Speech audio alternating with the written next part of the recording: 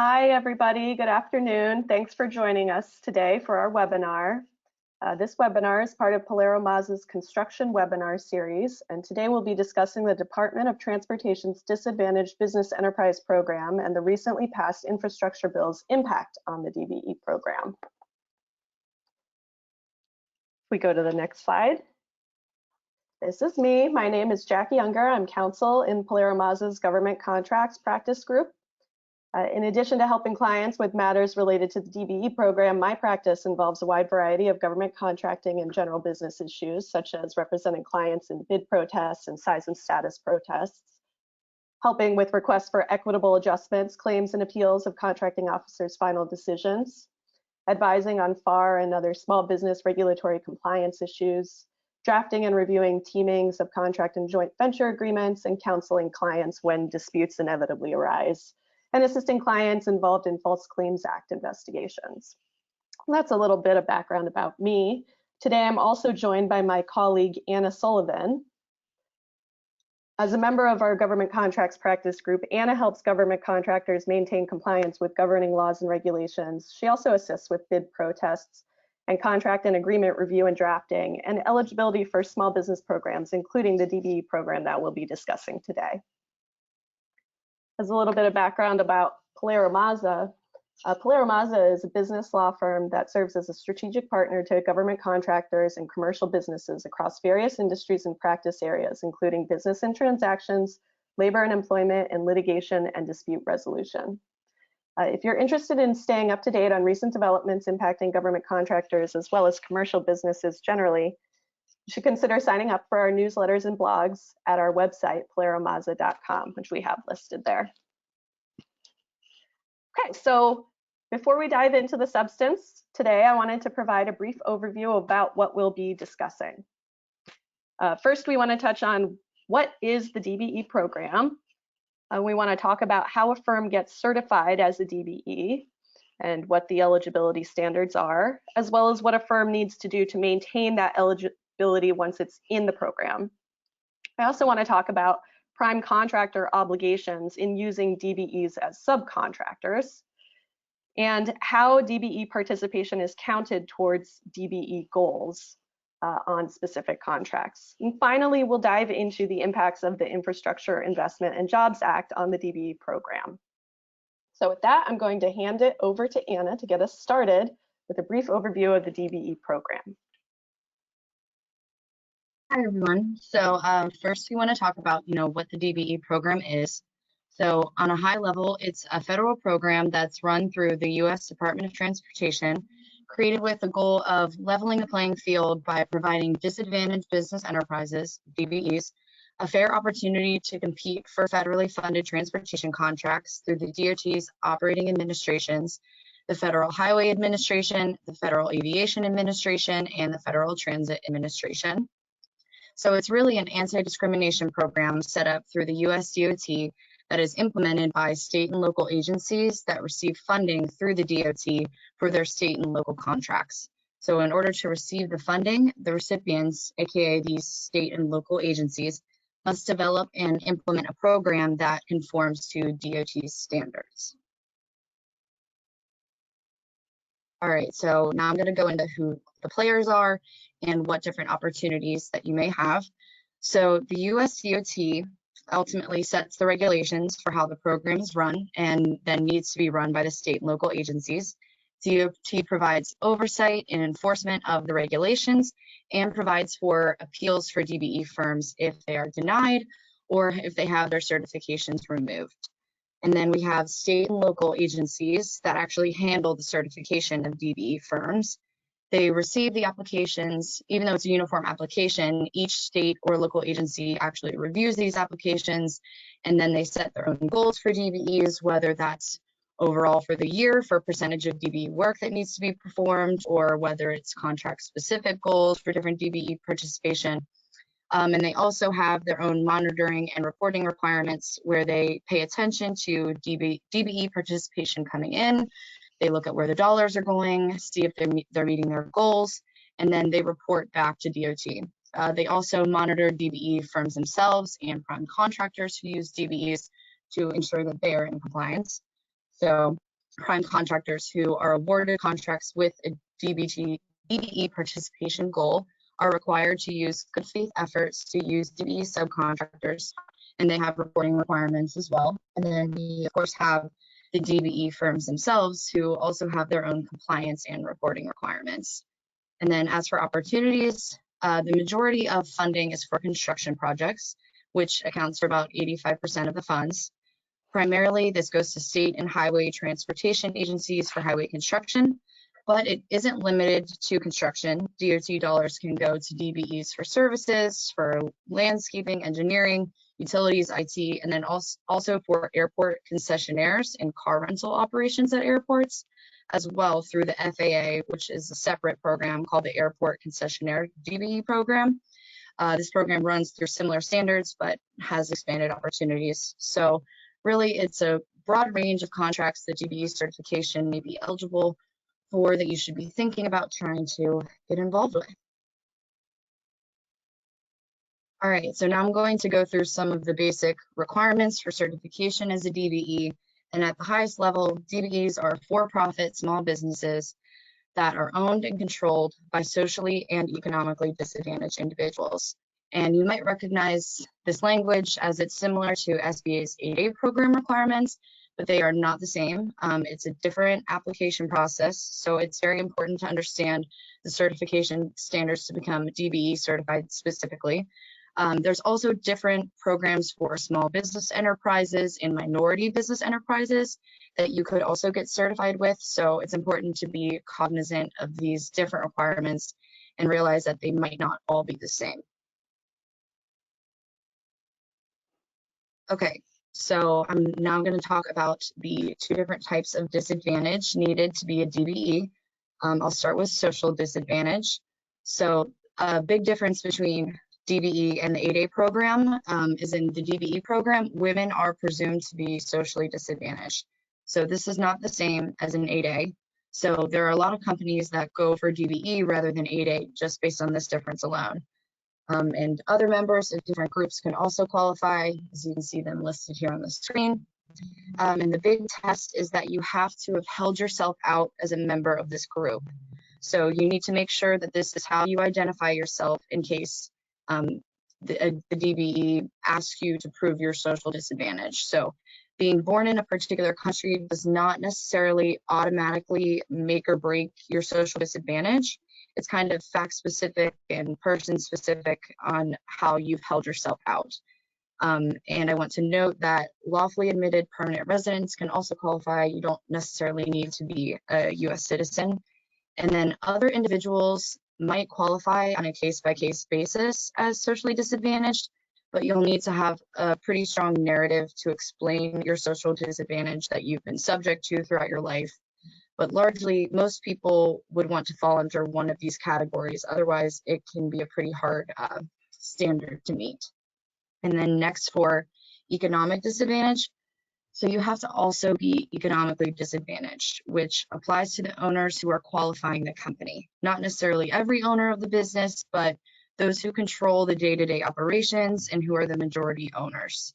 Each of these owners, which there can be more than one or just one, must certify that he or she has a personal net worth that does not exceed 1.32 million. And I'll talk about how you calculate this more on the next slide, but you have to provide a signed notarized statement of your personal net worth. It's important to note also, if your net worth is over this threshold, there's presumption that you are not disadvantaged, which you can rebut if it doesn't necessarily accurately represent your net worth. But generally speaking, if you're over it, you won't be considered economically disadvantaged. But there's also a test referred to as the ability to accumulate substantial wealth that gives DOT programs the ability to look at your entire financial situation as a whole. And if your average gross income is more than $350,000 over the last 3 years, or if the total fair market value of your assets exceeds $6 million, you could be presumed to not be economically disadvantaged. This can also be rebutted by showing why you have an unusual level of income, if you've had some earnings that were offset by losses, if your income has been reinvested into the firm or used to pay taxes. So all that to say is that this 1.32 million is a good test, but it's not the end all be all for economic disadvantage.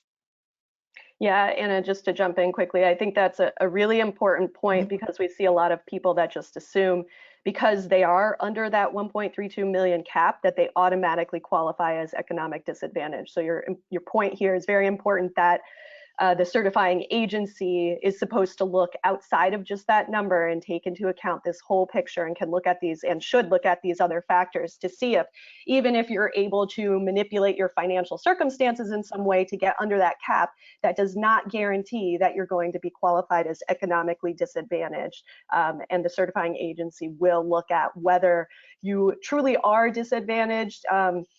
Are you not able to get access to financing that a truly economically disadvantaged individual might not have access to, based on the total picture of your financial situation. So just wanted to hammer home what an important aspect that is. Thanks, Jackie.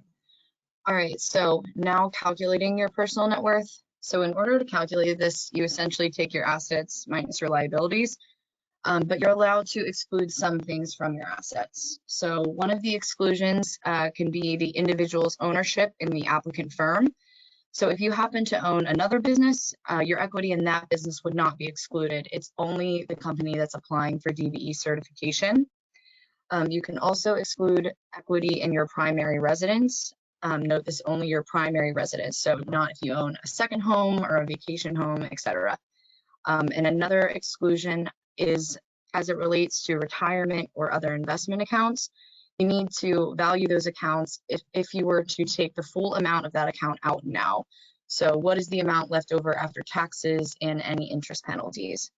You'll also want to be sure that you're not over reducing your net worth by contingent liabilities, essentially liabilities that are contingent on something happening in the future. So you can't use contingent liabilities such as legal claims, federal income tax, etc., to try to reduce your net worth. All right, so the other key part of certification is ownership and control by the socially and economically disadvantaged individuals.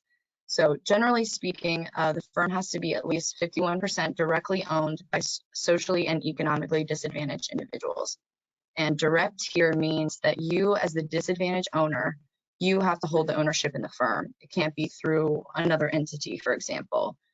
You also need to own at least 51% of each class or membership interest as applicable for your type of business.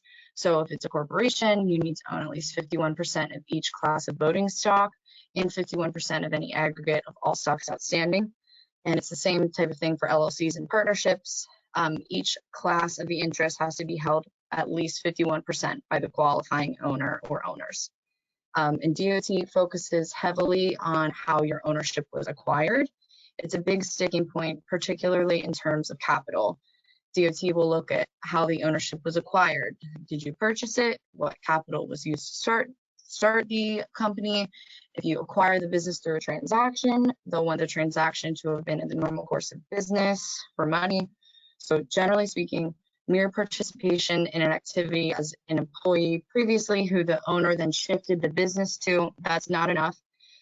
You have to prove that there was specific expertise in the business or sweat equity that went into the business. So generally speaking, they're looking for actual capital contributions to start a company.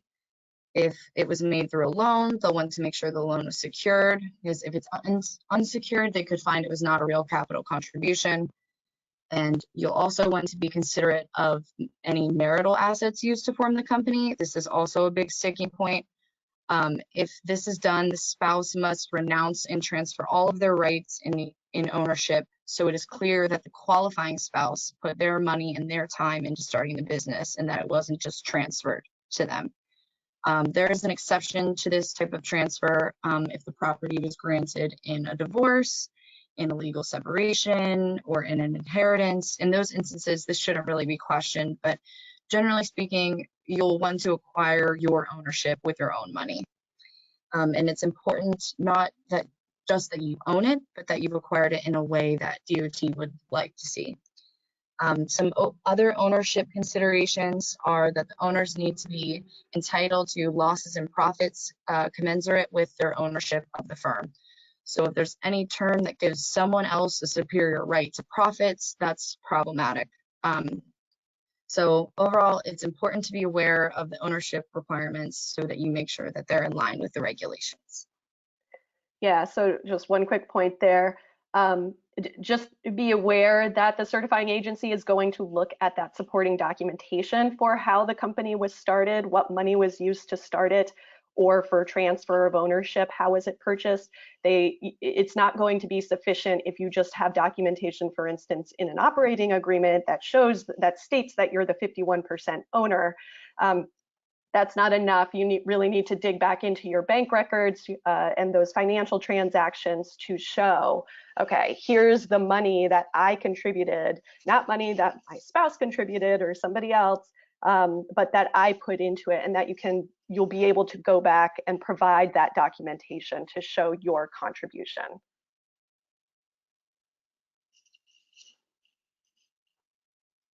Okay, so the next key part is to make sure that the qualifying owner or owners also control the business. So this kind of has two parts. The one part is on the owner and then one on the company itself. So the company on its own cannot be dependent on its relations with other firms. So you can't have a contractual relationship with one company that makes it dependent on the other. So the agencies thus examine the applicant's relationship with non-DBE firms, prime contractors, employees, etc., to see if there's any kind of dependence there. And you'll also want to make sure that the disadvantaged individuals are controlling the day-to-day and long-term operations of the business, aka they need to control all decisions of the company. The DBE regulations are not entirely explicit on if any negative control rights, aka veto or minority owner rights, are permissible. So this could ultimately boil down to the specific state that you're looking at. But the easiest way to demonstrate control is by showing that disadvantaged owners control all decisions of the company. You can also demonstrate control by showing that the disadvantaged owner is the highest officer. You could look into if they're the highest paid. They should be a full-time devoted employee to the company. They shouldn't have any outside employment or ownership interest that could take away from their ability to control the company in any way. There are exceptions, of course, and they can delegate certain responsibilities, but it's a pretty fact-specific situation. So, and sorry, there's a lot of honking going on outside. If you hear that outside my window, I apologize. But lastly, you'll want to keep in mind the particular NAICS code of each type of industry you perform work under, because you'll have to demonstrate that you can control the company in each industry you perform work in.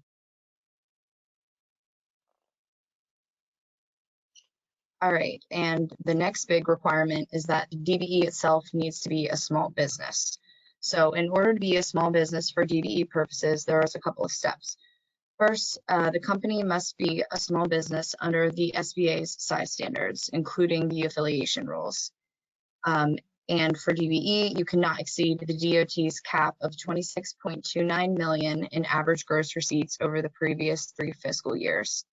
And I want to note that DOT issued a memo last October regarding the size calculations because, as you may be aware, SBA is shifting from a 3-year calculation to a 5-year calculation, with the option right now to use 3 years or 5 years until January.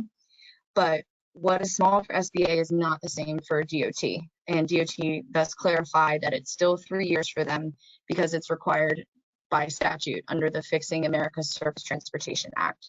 So it's important to keep in mind there's 2 different requirements for DBEs, but DBEs working on FAA contracts are only subject to the SBA size standards, not the DBE size standards. So you want to keep that in mind as well.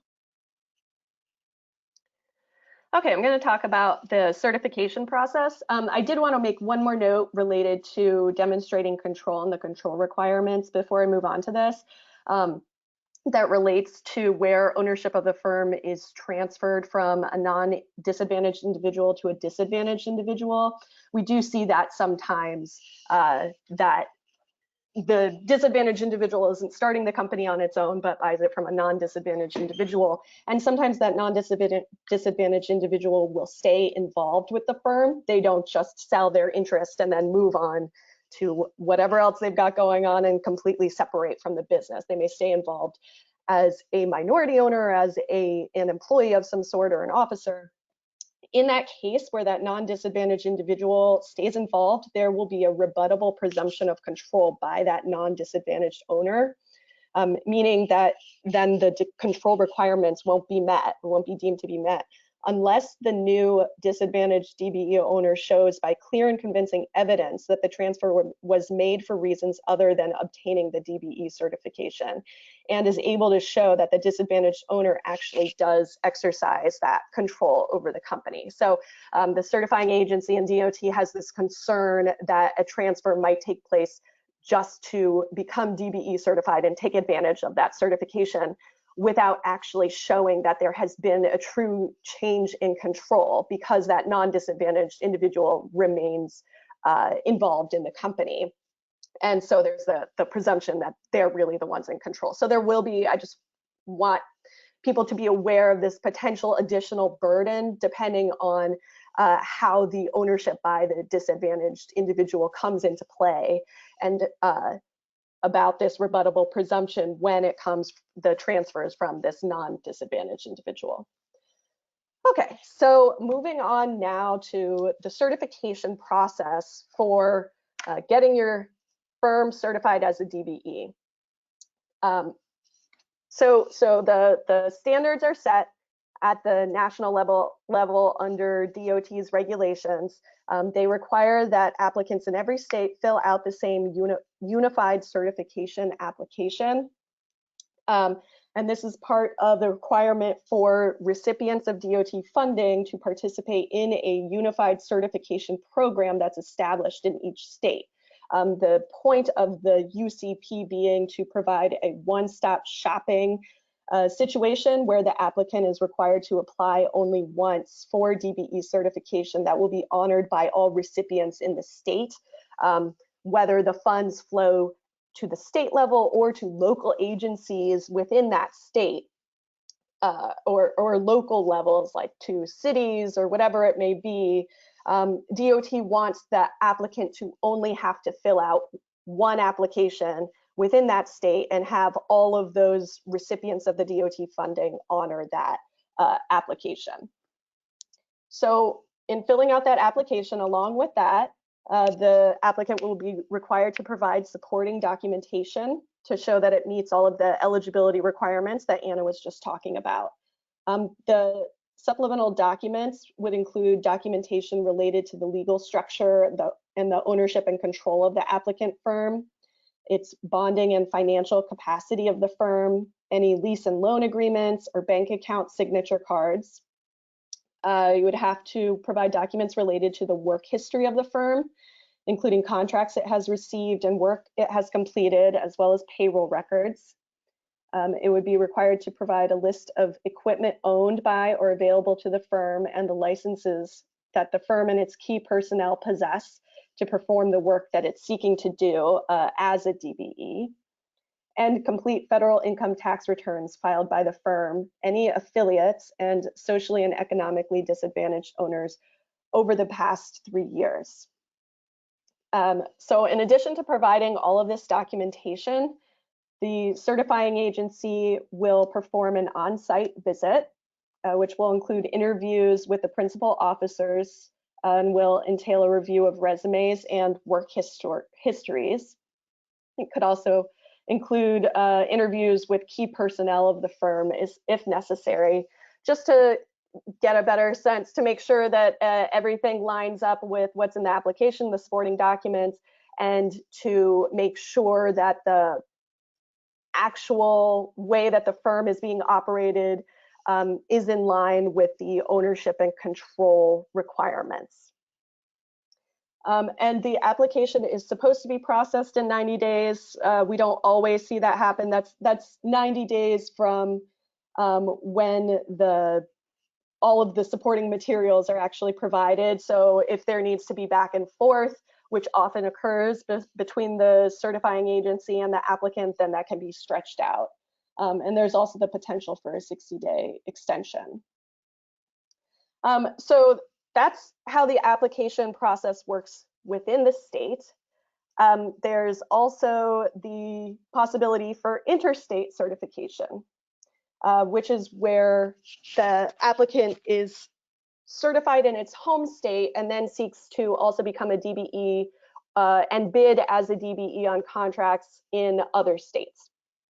So before you can be certified in another state, the applicant must get certified in the state where its principal place of business is located. And so a recipient in another state is not required to process an application from a firm that's located outside of that state if it's not first certified as a DBE in its home state. So assuming that you're able to get certified in your home state, then you can apply to the other states for certification. And in that circumstance, the second state has the option of either just accepting your home state's certification without really looking at any of the supporting documents, just saying the home state accepted it, therefore we're going to accept that certification as well. Or if they don't, then they have specific steps that they're required to go through in terms of gathering and reviewing DBE documentation from the home state, and the applicant as well has specific information that it needs to provide with the interstate recipient. And then based on its own review of the documents, the second state must certify the firm unless it has good cause to believe that the certification in the home state was erroneous or should not apply. So it doesn't really do a full-blown analysis itself of all of the supporting documents and that eligibility determination, but it will look to see whether there's a problem with that determination that the home state made. And if there does appear to be a problem with it, or if there has been a change in circumstances, then that could be a basis for the second state to deny the interstate application. Okay, so next I want to talk about requirements for remaining in the DBE program. After being certified, a DBE firm remains certified unless the certifying agency removes the certification, which requires a hearing process and certain procedural aspects that the state would have to go through. So generally you are certified for life as long as you continue to meet the requirements, but there is an annual certification requirement. The DBE must provide an annual affidavit that there have been no changes in eligibility or other material information in the application, and that the firm continues to meet the size standards and the overall gross receipts cap. You would be required to provide your latest tax returns, and the state may also ask for other supporting documentation to show that that the eligibility remains. So it's pretty basic. Just as long as there haven't been any changes, you can just sign this form, provide your latest financials, and then you should be good to go for the following year. However, if there have been changes in circumstances, the DBE firm must inform the state certifying agency in writing of any changes in circumstances that affect its size, disadvantaged status, ownership or control, or any changes in management, or anything really, any aspects or any changes that have occurred that could materially impact its eligibility for the program. So notice of any of these changes needs to be given within 30 days of the occurrence, and you need to provide documentation that describes the changes. A certification review by the certifying agency may take place. This could include an unannounced on-site review if they find out about changes that have occurred. And providing the notice of these changes is extremely important. If a DBE firm fails to make a timely notification of a change in the circumstances, it will be deemed to have failed to cooperate, and that could result in the removal of its eligibility. The recipient can also temporarily suspend a DBE if it fails to notify the recipient of material changes or fails to timely file its annual affidavit that there haven't been any changes, or if it finds on its own that there's evidence of a change in circumstances affecting its eligibility. So it's usually better to err on the side of providing that notice about potential changes if you're not sure whether a change is material or not. Provide that notice or check with your counsel to see whether it's something that's material enough that should be disclosed to the certifying agency, because you don't want to be in a circumstance where you don't let them know that you've brought on a new owner or something like that. There's a new manager that's involved in the business, and they believe that it's material, whereas you didn't provide the notice because you didn't think it was material, and that can lead to, you know, some issues. So very important to comply with those notice requirements. Okay, so we've been talking about the DBE firm itself and what how it can be eligible and how it remains in the program. I want to transition now over to prime contractor obligations and what DOT's regulations are regarding what prime contractors must do when they are working on contracts that have goals for DBE participation. So contracts with DBE goals for subcontracting may only be awarded to offerors who make good faith efforts to meet that DBE goal. The bidder can meet the requirement either by documenting commitments by DBEs that are sufficient to meet the goal, meaning they're actually going to use a DBE subcontractor in a sufficient amount to meet that goal that's been set for that contract, or if they haven't found a DBE sufficient to meet that goal, they have at least documented adequate good faith efforts to meet the goal.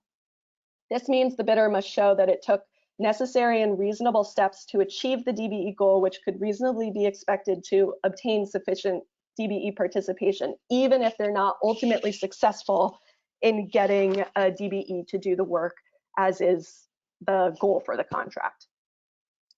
Good faith efforts, as we have here, would include doing market research to look for DBEs, attending a matchmaking event that perhaps the state or the contracting client can put on to match up potential prime contractors with DBEs.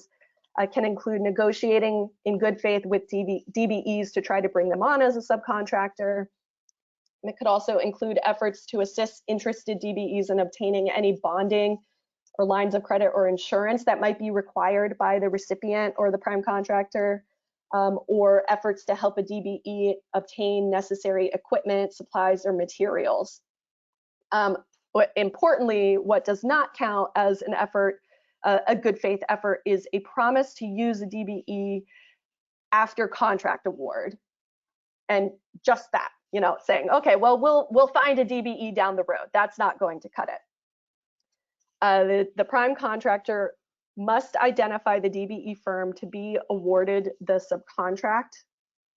That needs to include, so assuming that you have found your DBE firm, you need to specifically identify them, describe the work and the NAICS code applicable to their work, the dollar amount for the DBE firm's work, and proof of commitment to use the DBE from the prime contractor, as well as proof from the DBE of their intended use. So basically, or their agreement to serve as the subcontractor under that contract. And I think it's important to note that DBEs are also subject to these requirements when they are serving as a prime contractor. Usually we see DBEs serve as subcontractors, but there are also many opportunities where the DBE firm can be the prime contractor itself. And when that's the case, they're also subject to the requirement, if they're going to use a subcontractor, to make good faith efforts to use a DBE subcontractor if necessary to meet the DBE goal for the contract. Okay, moving on. Next, I want to talk about obligations with respect to payment terms. Where DBE participation is required, the recipient is supposed to include in the prime contract a requirement for the prime contractor to pay DBE subcontractors for satisfactory performance of their subcontracts no later than 30 days after the prime contractor receives payment. So basically, this is a prompt payment requirement that the prime contractor pay the DBE within 30 days of its receipt of its own payment. And the prime contractor may also include terms requiring the prime contractor to engage in ADR procedures if any payment disputes arise. And that can be up to the recipient. So you just need to pay special attention to DBE requirements if you're the prime contractor that are included in that prime contract. There are also specific requirements or limitations really on changing the work that you have agreed to provide or use a DBE for. So the prime contractor will need approval for any reductions or changes to the DBE scope of work, including if it wants to do work with its own forces or those of an affiliate company, or use a non-DBE firm, or even if it's substituting another DBE firm with the one that had been identified in the prime contract. You will need to get approval from the recipient before making any of those changes. This also, again, this applies if the prime contractor is a DBE, if that DBE prime is relying on a DBE sub to meet the contract goal. The changes will only be permitted for good cause, which could be like if the DBE voluntarily withdraws on its own or it fails to execute a subcontract. If it turns out that the DBE is ineligible or becomes ineligible to receive DBE credit for the work that was required, or if the DBE fails to perform the work in a reasonable manner that would be consistent with industry standards. So there is recognition that there may be times where it's appropriate to terminate a DBE subcontract or to replace them, but you have to get that approval and show that good cause before that takes place. And then when you are replacing one DBE, you need to, again, go back and make those good faith efforts to replace the DBE with another DBE firm. Again, this requirement is very important because failure to comply would be treated as a material breach of the prime contract, and that could result in termination. It can result in payments being withheld to the prime contractor, liquidated damages, sanctions, or the prime contractor being disqualified from future bidding as a non-responsible contractor. So very important that you're aware of and follow these requirements.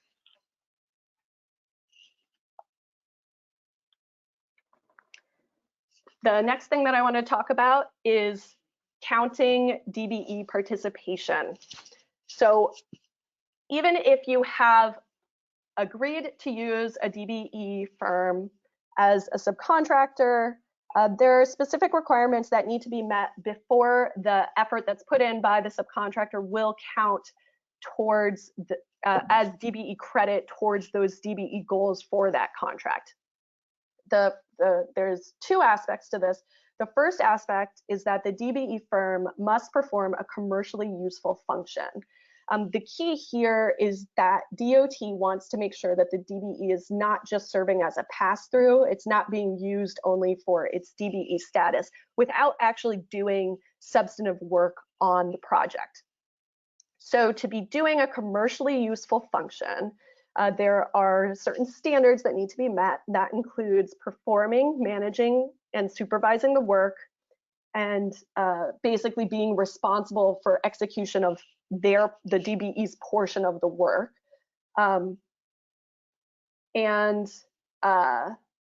Let's see, in that regard, the recipient will consider the amount of work that's subcontracted, standard industry practices for what that kind of contractor would be responsible for, whether the amount that the firm is paid is commensurate with the work it's actually performing and the DBE credit being claimed, as well as other relevant factors.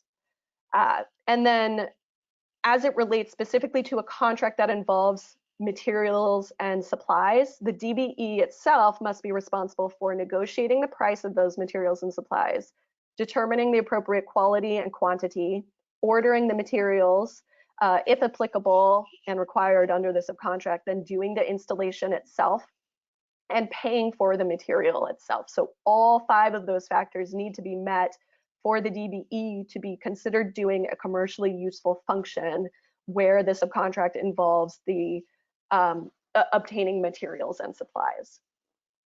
I also want to point out that the DBE will be presumed not to be performing a commercially useful function if it does not self-perform at least 30%, or if it subcontracts more than is normal for the industry. So if the DBE is passing through the majority of the work for more than that, 70%, then it's going to be presumed that they're not doing a commercially useful function unless you can show that the amount that you're subcontracting is normal in the industry and should be accepted. Okay, so then the second part relates to assuming that a commercially useful function is being performed by the DBE firm. How are you going to be able to calculate the actual credit that you can take for the DBE firm's efforts? And the DBE credit that is earned on a particular contract will depend on the type of work that's being performed by the DBE. So where the DBE's work involves professional, technical, or consultant services, the entire fee or commission charged by the DBE firm will be counted. If the contract involves construction and other types of contracts other than the professional services ones or material and supply contracts that I'll get to in a second, then the portion that's performed by the DBE's own forces will be counted towards the credit. And then it gets a little bit more complicated with respect to contracts for provision of materials and supplies. In that case, the amount, the DBE credit that can be taken will depend on the DBE firm's status as a manufacturer, a regular dealer, or neither of those two. If the DBE firm qualifies as a manufacturer, which is a firm that operates or maintains a factory or establishment that produces the materials and supplies sought, then you'll be able to, the prime contractor can count 100% of the cost of those supplies and materials. However, if the DBE instead is a regular dealer, which would be a firm that owns or operates a store or warehouse where the materials are kept and regularly sold to the public, and where the firm's principal business is the purchase and sale of those products, so it regularly deals in the sort of products that are sought under the contract. In that case, 60% of the cost of the materials and supplies can be counted as DBE credit under the contract. However, if the firm doesn't qualify as a manufacturer or a regular dealer, then only the fees or the commissions for the DBE's work will be counted. The costs of the actual materials itself will not be counted. So where the DBE is acting really as a transaction expediter or a packager, a broker, then in those situations, they're not a regular dealer and only the fee and commission would be counted. And additionally, any work that's subcontracted to a non-DBE also will not count towards DBE credit on that contract.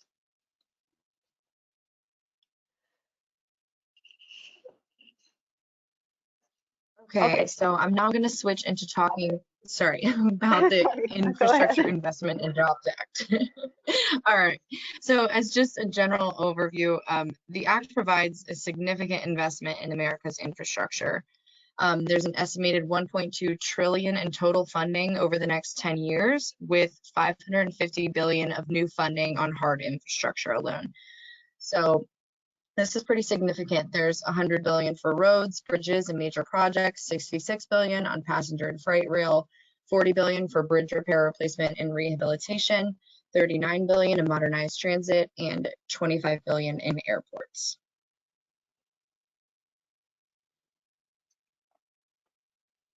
All right, so now I'm going to shift into the impact that this act has on DBEs and construction.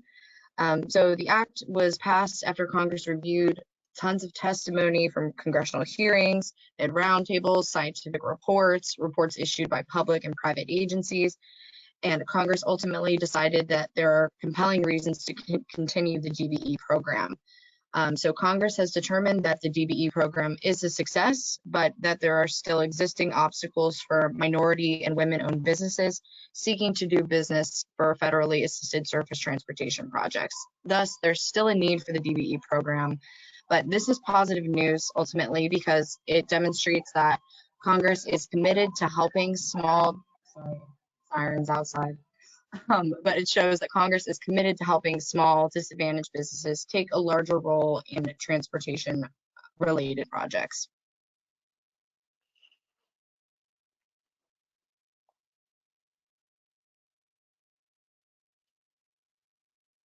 Okay, so more specifically, the Act has provided for an explosion in funding. With at least 10% of the amounts made under Division A, Division C, and Funds for Highway Safety R&D to be expended through small business concerns owned and controlled by socially and economically disadvantaged individuals. And Division A here deals with surface transportation funding, with increased appropriations for the federal aid highway program to $52 billion for fiscal year 2022, with an increase of $1 billion yearly until 2026. This includes the Bridge Investment Program, which authorizes $12 billion in new grants to replace and repair bridges. The Reconnecting Communities Pilot Program with $1 billion in new grants for low-income neighborhoods, and the Promoting Resilient Operations for Transformative, Efficient, and Cost Savings Transportation, aka PROTECT program, with $7 billion to address weather-related vulnerabilities. And Division C here deals with public transportation programs, appropriating over $106 billion for FTA programs over the next 5 years. So the amount of funding for various projects and the requirement that no less than 10% should be awarded to small business concerns owned and controlled by socially and economically disadvantaged individuals should lead to an explosion in the number of contracting opportunities available to DBE firms in the coming years. The Act also addresses a couple other areas of the DBE program. So one aspect, going back again to prompt payment, is that the Act now puts even more of an emphasis on prompt payment to DBE firms. As I mentioned, the DBE regulations require that all contracts under the DBE program must require the prime contractor to pay its DBE subcontractors within 30 days of its own receipt of payment from the government.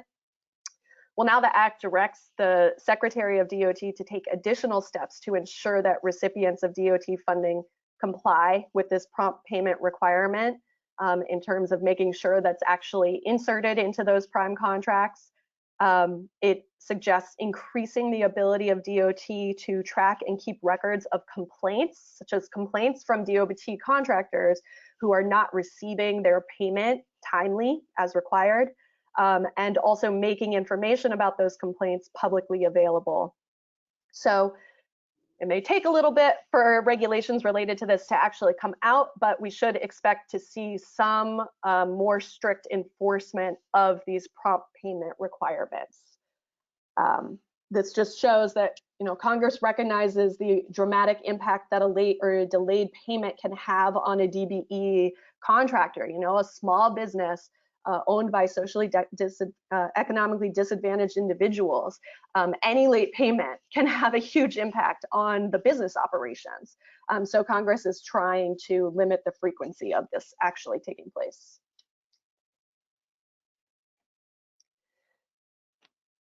Okay, and so another aspect of the Act is its relation to the uniform application. The Act directs DOT to establish minimum uniform criteria for states to use when they certify a firm in terms of determining whether it qualifies as a small business. So we did already go over the fact that there is a uniform application that's used, but now it looks like in the Act there are additional aspects that Congress wants all of the states to consider, because I think we also mentioned that Each of the states has its own program, and there can be aspects of each of those programs that operates a little bit differently from any other state, as long as all of the states comply with the federal regulations. You know, those are kind of a minimum, but each state can have its own idiosyncratic requirements as well. So with respect at least to determining the small business standards, Congress is requiring that there be some minimum criteria here, which would require each of the states to do on-site visits, consider personal interviews with personnel, the issuance or inspection of licenses, the listings of equipment, analysis of the firm's bonding capacity, listings of the work that it's completed, an examination of the resumes of principal owners, an analysis of its financial capacity, analysis of the type of work preferred. So this may be helpful in having a little bit more consistency across states in what each of the states is going to be considering, which can be particularly helpful for those firms that are considering interstate applications, making sure that there won't be differences in the standards of what the states are looking at in this regard. And then one other area of the DBE program that the bill impacts is, of course, related to reporting requirements, because Congress loves to add new reporting requirements. These primarily relate to state and recipient requirements, not necessarily any obligations on the DBE firms. So the Act directs DOT to establish minimum requirements for states to report on their DBE awards, commitments, and achievements, and to provide other information that DOT determines appropriate for proper monitoring of the DBE program. I think a lot of states already do this sort of reporting, but it may not be uniform across the states. So now we might see some more minimum requirements there. And we'll have to wait to see what DOT comes out with in its rulemaking in terms of whether it believes that there's other requirements that are necessary for this proper monitoring and enforcement of the DBE program rules. So we'll have to keep an eye on that. And then the Act directs states to annually keep track of the small businesses in the state and to notify DOT of the percentage of small businesses that are controlled by socially and economically disadvantaged individuals. So that's basically just keeping track of what DBE firms are in the state. And I know that generally there are already listings of DBE firms in the state. So, you know, maybe we're just making sure that we're keeping track of them and the changes over time, as well as keeping track of the percentage of the breakdown of those DBE firms, whether they qualify as a woman-owned small business, a woman-owned and economically disadvantaged small business, or outside of other than woman-owned small business. I know that those are potential breakdowns that the Act wants states to keep track of.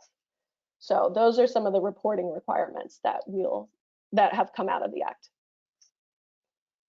So finally, I wanted to touch on what's next. As Anna already said, we should expect a sharp increase in opportunities for DBEs over the next 5 years and likely beyond that as well. While much of the funding under the bill will take some time for federal agencies to actually get that funding out, as they may have to administer new grants and design new programs through which the funding will actually flow. The funding may flow much faster for the type of projects on which DBEs may be involved, such as DOT repair type projects that involve resurfacing or improving roads, where new rulemaking may not be required. So this huge increase in funding is really great for DBEs and the DBE program. And as a result, we would expect that the DBE arena is likely going to become even more competitive, with a lot more firms applying for and getting into the program, given all of this funding that's going to be coming available. Especially with the emphasis Congress is placing on promoting minority and women-owned businesses. So, you know, as a result, small disadvantaged businesses should consider applying for the DBE certification if they're not already DBE firms. There's a lot of small business contractors in the federal arena that haven't really been interested in reaching out to working on state and local projects, but given the enormous amount of funding that's going to flow through DOT to those lower level projects, this is a really good time to consider, if you meet the standards that we've talked about, to consider applying for the DBE certification and get involved in the DBE program.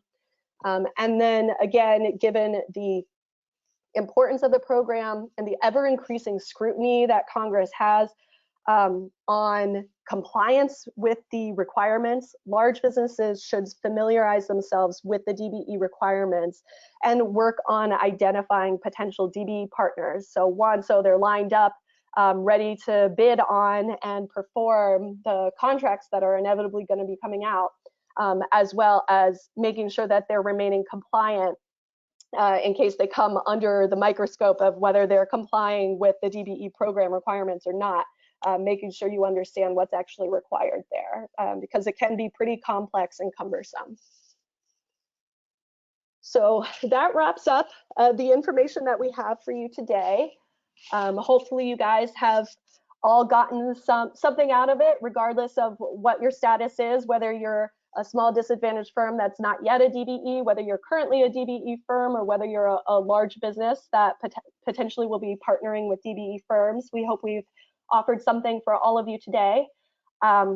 Please feel free to ask us any questions. We have this question box. I think we have a couple minutes left here. I don't see any questions currently. Alternatively, if you have any questions, please feel free to reach out to us. I think our contact information is up here on this slide. So if you have any questions later down the road, again, please feel free to reach out to us. Thank you all for joining us today. We appreciate your time.